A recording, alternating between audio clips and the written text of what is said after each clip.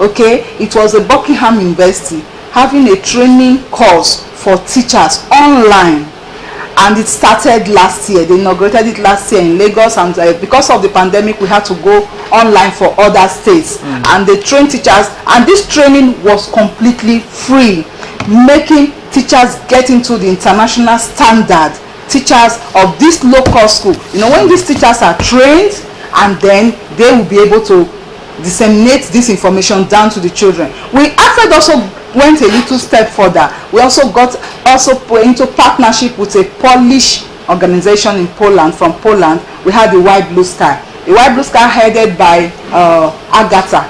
Agata is the CEO of Mrs. Agata is the CEO of White Blue Sky in Poland, and so we also got online training for schools almost free. How do I say almost free? The whole school would just have to pay a token of 2,000 naira to train all her teachers in a term. So that's like almost free. So that's what, we look. The association is looking into it to ensure that the teachers are not just trained, but they are also implementing what they've learned in order to reach out to the children. But you know, one of the greatest challenge we are actually having now is getting teachers who have the passion for the job teaching. You know, in those days we have teachers who are into teaching profession because there is this passion. It's like a calling. But now teaching is like, you know, when there are no job, that's the last place you go to. When you look for when you search for a job, you've not been able to get job for the past 2 years. Have you tried the private school?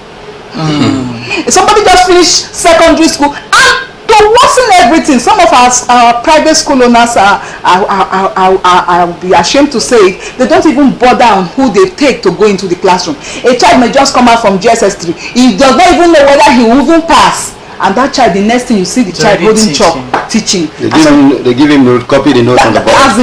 They bastardize the issue.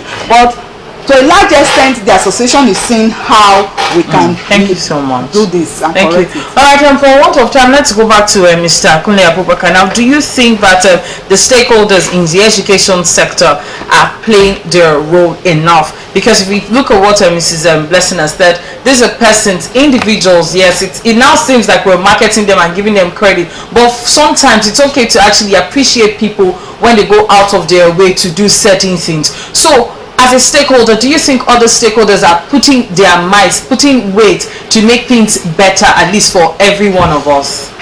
Thank you very much. To be specific, let us know who are the stakeholders.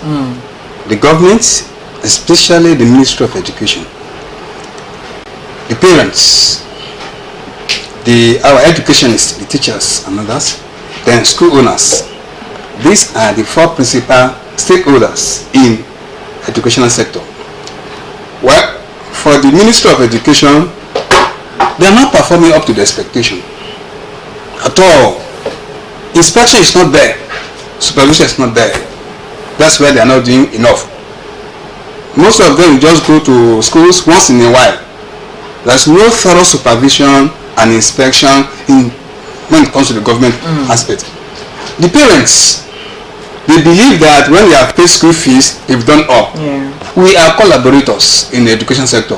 So it's not enough that I have paid my school fees. No.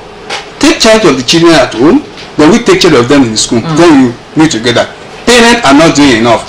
They are bothered about paying school fees. That's important. The third one are the teachers. We need to train ourselves.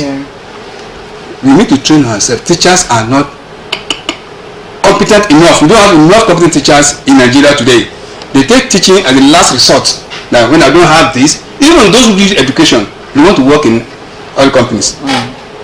Why do you do education? And those who are in the classroom, they are there managing time. Have you gotten a job? No, I'm managing in the school. And you are managing for 10 years, you are still managing. You cannot see now. So, the stakeholders are not doing enough. Let's all buckle down to do enough so that we can meet the global challenges. Thank you so much. And here's as far as we can go on the conversation this morning. We've talked about reviewing of the school curriculum to prepare youth for global challenges. And from the discourse this morning, we've ascertained that yes, there's been change in the curriculum, but then we need to work on content development, implementation, evaluation. Everybody needs to put their minds together. Thank you so much to the persons I've had to speak with this morning. Thank you for finding time to be here. Dr. Peter, Mr. Akunle, and Mrs. Blessing. Thank you so much. Thank you very much. Just stay tuned, you're still watching Delta Rainbow Television. Up next is Sports on Morning Watch, the Thursday's edition.